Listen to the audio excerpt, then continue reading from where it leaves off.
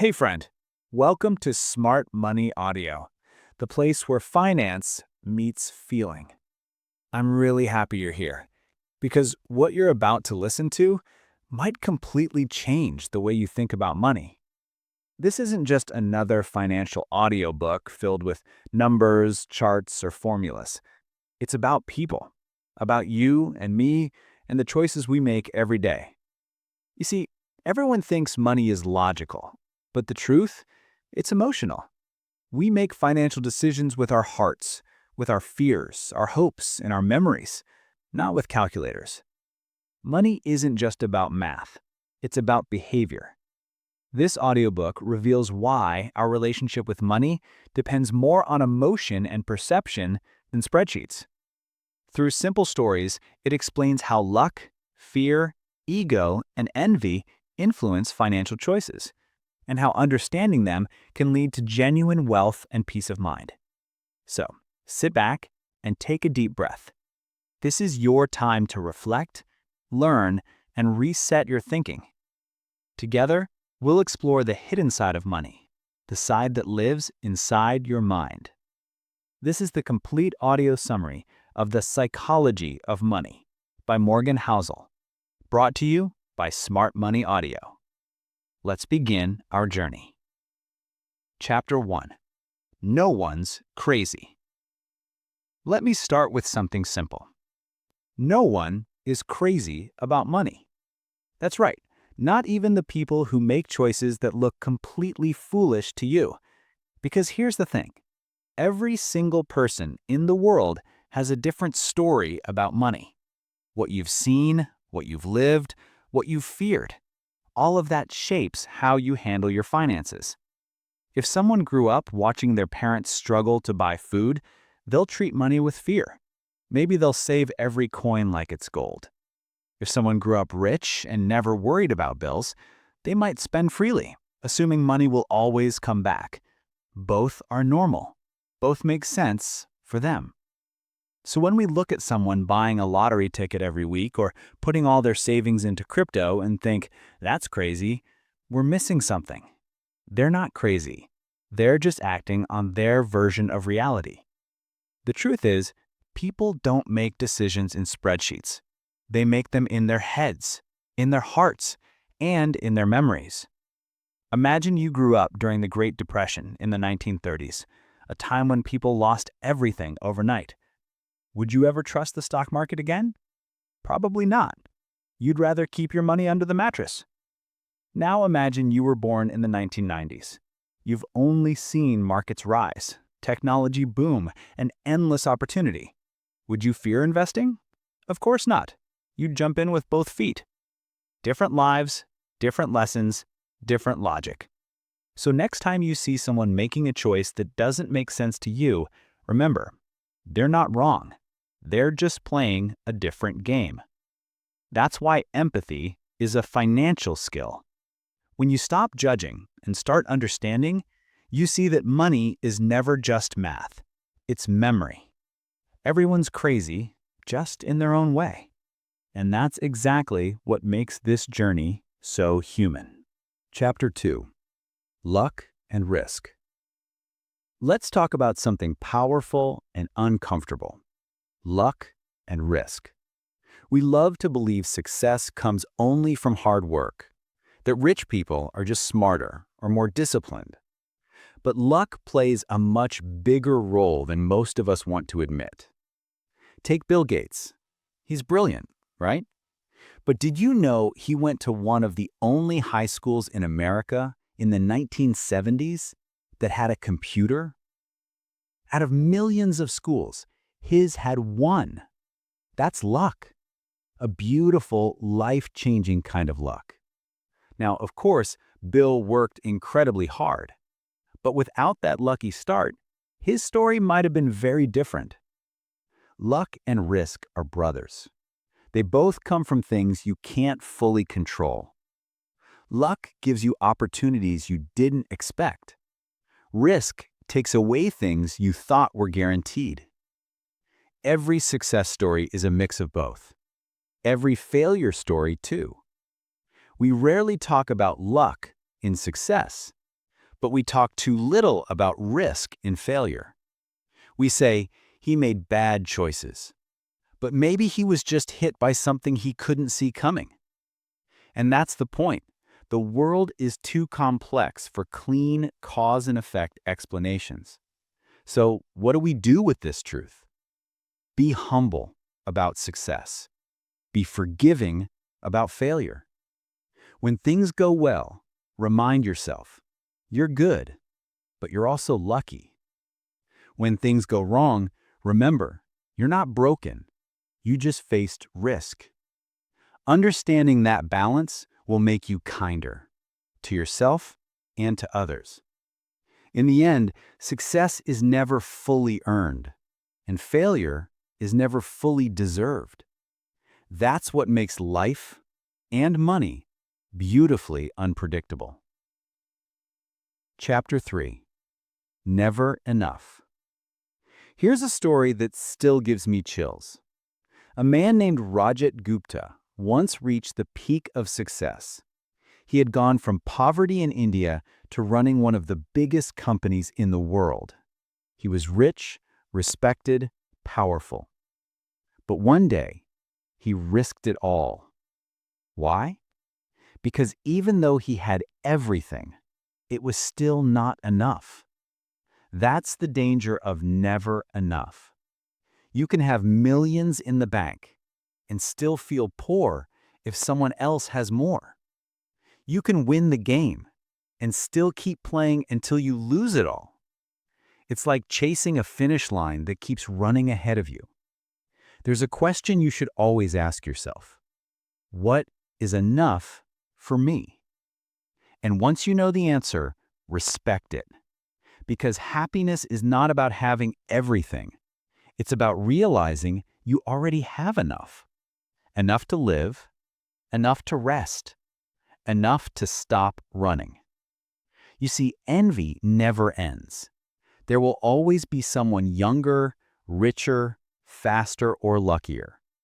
But peace begins the moment you say, I have enough.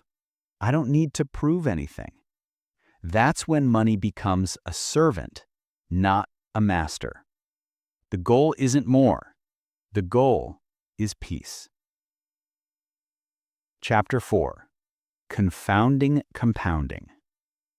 There's a kind of magic in the world that's invisible to most people. It's quiet, patient, and unstoppable. It's called compounding.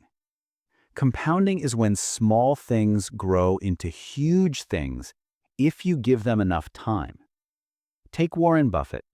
He started investing when he was 10 years old. By 30, he was worth about $1 million in today's money. By 60, around $3 billion. By 90, over $80 billion. Here's the secret. Almost all of his wealth came after his 60th birthday. That's not luck. That's time doing the heavy lifting. Compounding doesn't reward speed. It rewards patience. It's like planting a tree. At first, it's just a seed, invisible, small, unimpressive. But give it water, sunlight, and time, and it becomes something that can feed generations. Most people give up too soon. They want quick results, instant growth, fast money. But compounding works slowly, then suddenly. And when it finally works, it feels like magic, because it is. So remember, you don't have to be brilliant. You just have to stay consistent. Don't interrupt compounding unnecessarily. Protect it. Feed it with patience. Because in the end, time is the most powerful investor you'll ever meet. Chapter 5. Getting rich versus staying rich. Getting rich and staying rich sound similar, but they're completely different skills. Getting rich requires risk, optimism, and boldness. Staying rich requires humility, fear, and caution. A lot of people can make money fast, But many lose it just as fast because they forget that survival matters more than speed. To stay wealthy, you must accept that the world can surprise you, and you must be prepared. Save more than you think you need, take fewer risks than you think you can handle, and never depend on perfect luck. It's not about being paranoid. It's about being aware. You don't need to predict every storm. Just make sure your boat can handle one. That's how you stay in the game long enough for compounding to work its magic. Remember, survival is the ultimate investment strategy. So, getting rich is about making money. Staying rich is about keeping calm. And peace is the real profit. Chapter 6. Tails You Win. Let's talk about something that's both surprising and comforting. Most of your success will come from a few rare things that go right. We often think success means doing everything well, that every decision has to be smart, every choice perfect. But that's not how reality works. The truth is, in business, investing, even in life, most of the results come from the few tail events. That means a handful of big wins carry the weight of hundreds of small mistakes. Think of it like this. If you invest in 100 ideas, 90 might fail, 9 might do okay, and 1 might change your life. That one, the tail, is the one that moves the needle. Look at history. Apple, Amazon, Microsoft all came from rare, once-in-a-generation ideas. And those few successes shaped the entire economy. Even Warren Buffett admits, almost all his wealth came from just a few great decisions. That means it's okay to make mistakes. You don't need to be perfect. You just need to stay in the game long enough for the tails, those rare lucky breaks, to happen. And when they do, they make up for all the little losses along the way. So, the secret? Don't quit because of small failures. They're part of the plan. You only need a few things to go right, but you need to survive long enough to see them happen. That's the power of tails. That's how you win. Chapter 7. Freedom. What does money really buy? Not status, not stuff, not even luxury. Money buys freedom. Freedom is the ability to wake up and say, I can do whatever I want today. That's it. The richest people in the world aren't those with the biggest homes. They're the ones who control their time. Because when you control your time, you control your life. Think about how much of our stress comes from losing control, from being forced to do things we don't enjoy, with people we don't like, on schedules we didn't choose. Money can fix that, not by buying fancy things, but by buying back your time. When you save, when you invest, you're not just building wealth, you're building options. Options mean you can walk away from a bad boss, take a break when you're tired, say no when something doesn't feel right. And that kind of freedom, that's priceless. So instead of chasing the biggest salary or the flashiest car, chase flexibility. Because freedom, even a small amount, feels richer than any luxury ever will. Freedom is the highest dividend money pays. Chapter 8. Man and the Car Paradox. Let's talk about something funny and a little painful. You see someone drive by in a shiny new car, and you think, wow, if I had that car, people would really admire me. But guess what? No one is thinking about you. They're thinking about themselves. They're not saying, that person must be amazing. They're saying, if I had that car, people would think I'm amazing. That's the man in the car paradox. We buy things to impress people who aren't even looking. And the more we chase attention, the less we peace. Because admiration doesn't come from what you own. It comes from who you are. You can't buy respect. You earn it by being kind, consistent, and authentic. So next time you're tempted to spend just to look successful, remember, the people you're trying to impress probably aren't paying attention. The goal isn't to look rich. The goal is to be rich in peace, purpose, and integrity. Because when you respect yourself, you stop needing everyone else to do. Chapter 9. Save money. Saving money isn't glamorous. It's quiet. It doesn't make you look successful, but it makes you successful. Because saving money isn't about greed, it's about freedom and flexibility.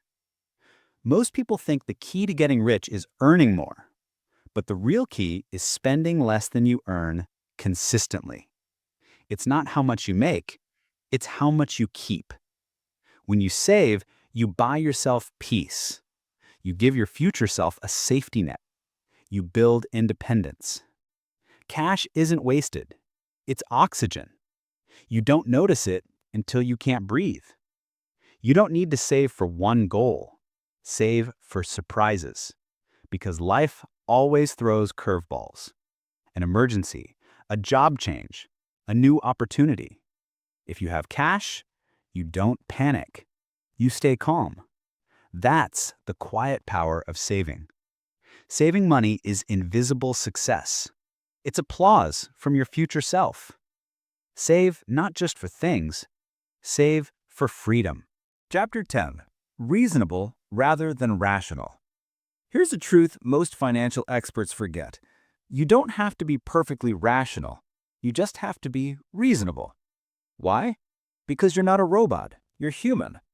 Rational means doing what's mathematically correct. Reasonable means doing what helps you sleep at night. Mathematically, you might invest every dollar, never hold cash, and chase the highest return.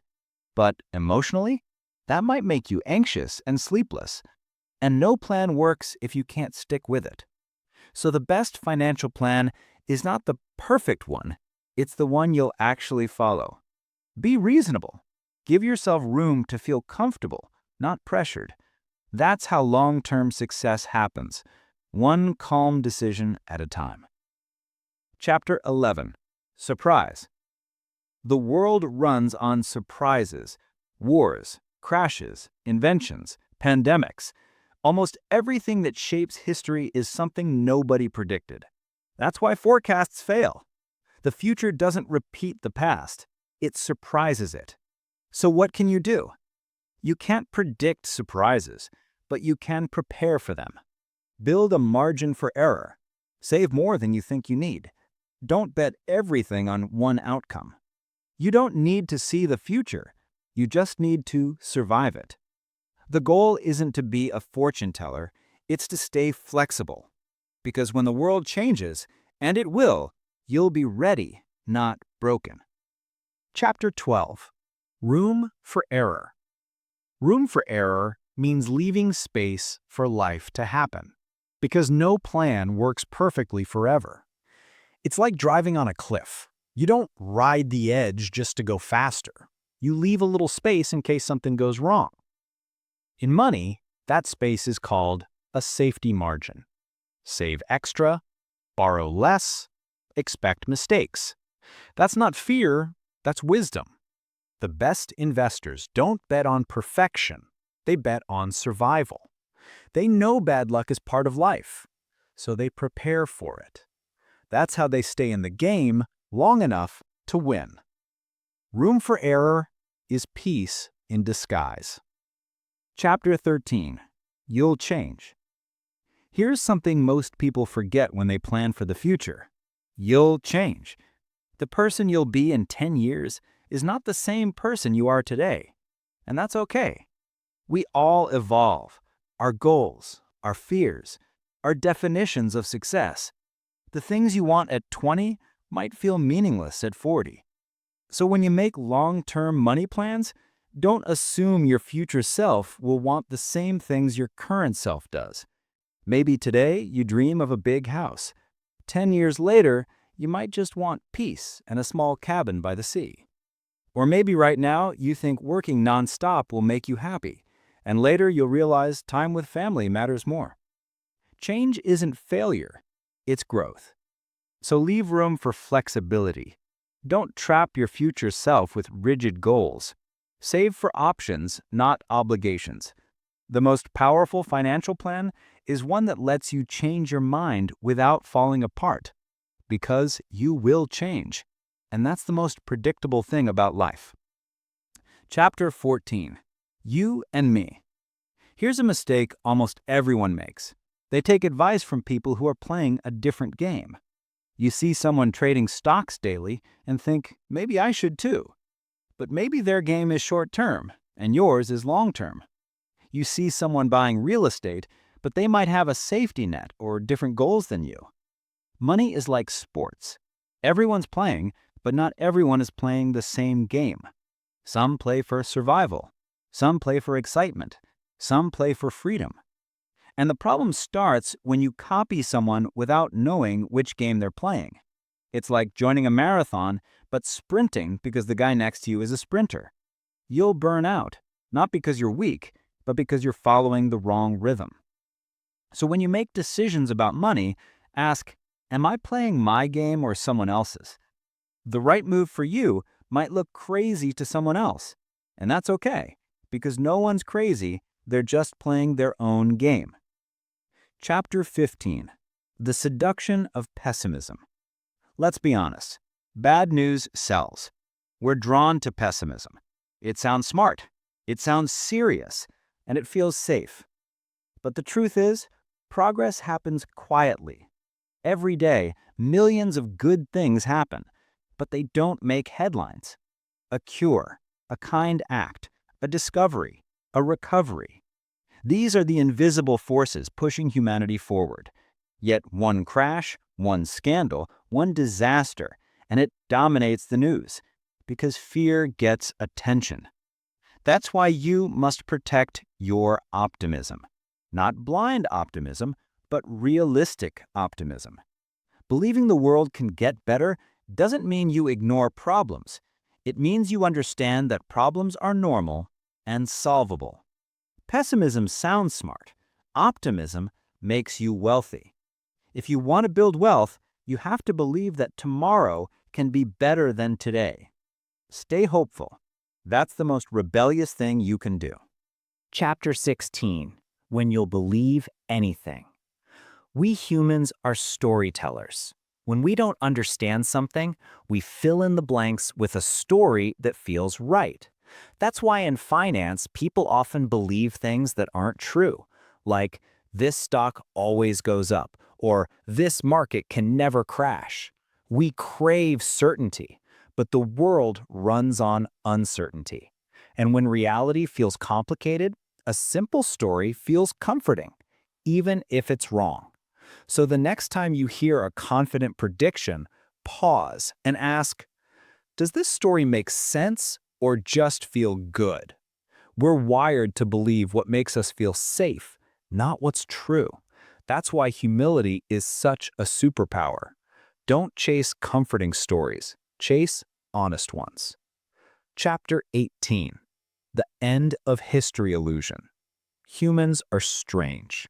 We know we've changed in the past, but we somehow believe we won't change in the future. That's called the end of history illusion. You can look back 10 years and clearly see how much you've grown, how much you've learned, how your goals and values have shifted. But then you look forward and think, I'll probably stay the same from here. We forget that growth never stops.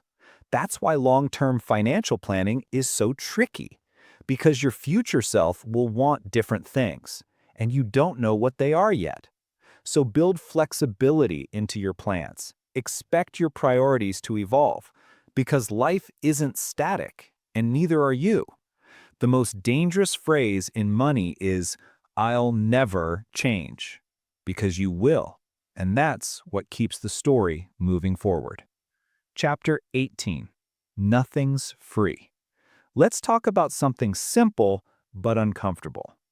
Everything has a price, even the things that look free. You might not pay with cash, but you'll pay with time, energy, stress, or risk. And in investing, that price is called volatility. Volatility means the market goes up and down. It's unpredictable, sometimes painful, but it's the fee you pay for long-term growth. People say, I hate risk. I hate losing money. But that's like saying, I want to go to the gym, I just don't want to sweat. The sweat is the process. The ups and downs are what make the rewards possible. When the market drops, you're paying the price of admission for being an investor. You can't get great returns without living through the bad years too. Everything worthwhile has a cost, and that's okay, because the reward on the other side is freedom, time, and peace. So remember, nothing's free, but the right price is always worth paying. Chapter 19. You and your money. Here's something important. How you handle money says more about your mind than your math. Your beliefs, your fears, your experiences, they all shape your financial behavior, often more than logic ever could. If you grew up poor, security might feel more valuable than opportunity. If you grew up rich, you might see risk differently because you've never feared losing everything. Neither mindset is wrong. They're just different stories. So when you think about your money, ask yourself, what story am I carrying?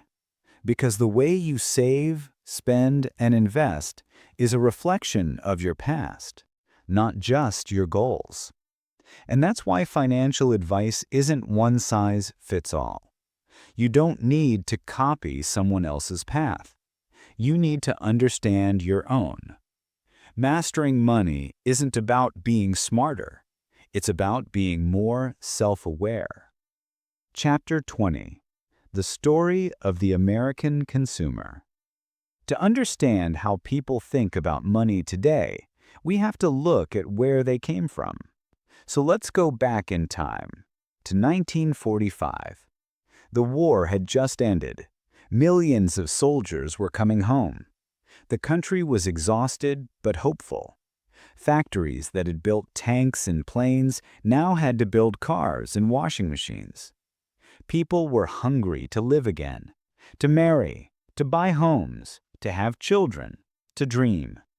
But there was a problem. There weren't enough houses. There weren't enough jobs, and no one knew what would happen next. So America made a bold decision. They made spending, yes, spending, the engine of the economy. The government kept interest rates low.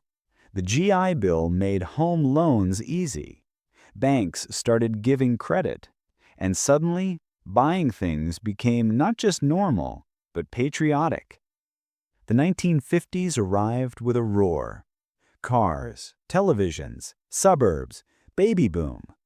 People who once struggled through the Great Depression now believed in abundance. And for a few decades, everyone grew together. The rich, the poor, the middle class. Their lives looked more similar than ever before. It was a golden era. But slowly, that balance cracked. The 1970s brought inflation, oil shocks, and job losses. The 1980s brought recovery, but also inequality. The rich started pulling away. Their lifestyles expanded, and everyone else tried to keep up. So began the era of stretching. People took bigger loans, bought bigger homes, and started measuring success by what they owned instead of how they felt. It was no longer about comfort. It was about comparison. And that mindset hasn't gone away. Even today, people chase lifestyles based on what they think others expect. But here's the truth. No one wins that game. The freedom of the 1950s, the simple joy of enough, is the real wealth we've forgotten. So the story of the American consumer is really a story of all of us. A reminder that money doesn't just build homes, it builds hopes. And sometimes illusions.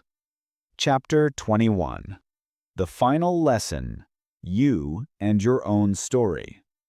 And now we've come to the end. But really, it's the beginning. Because all of this, everything we've talked about, luck, risk, patience, envy, freedom, it all comes down to one thing: your story. Your relationship with money is as personal as your fingerprint.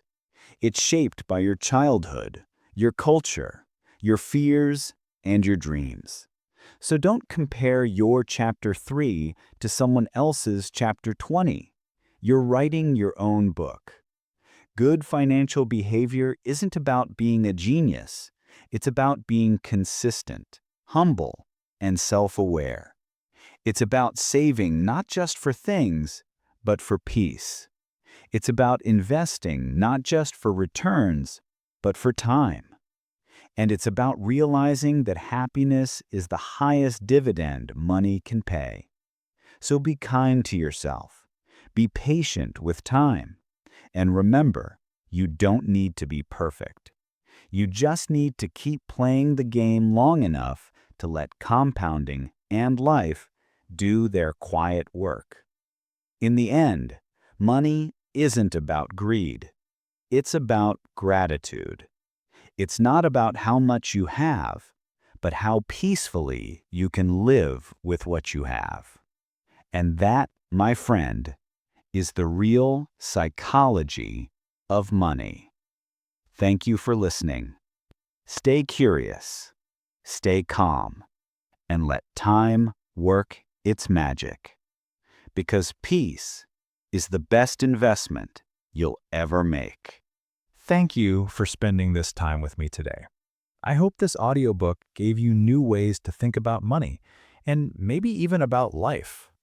If you enjoyed this experience and you want more stories, more wisdom, and more simple explanations just like this, make sure you subscribe to the channel. It really helps us keep creating these deep, meaningful audiobooks for you. And if you found even one idea in this book valuable, just tap the like button. It tells YouTube that this content is worth sharing with more people who might need it. Feel free to drop a comment too. Tell me which chapter spoke to you the most or what book you want to hear next. I read all of them. Thanks again for listening.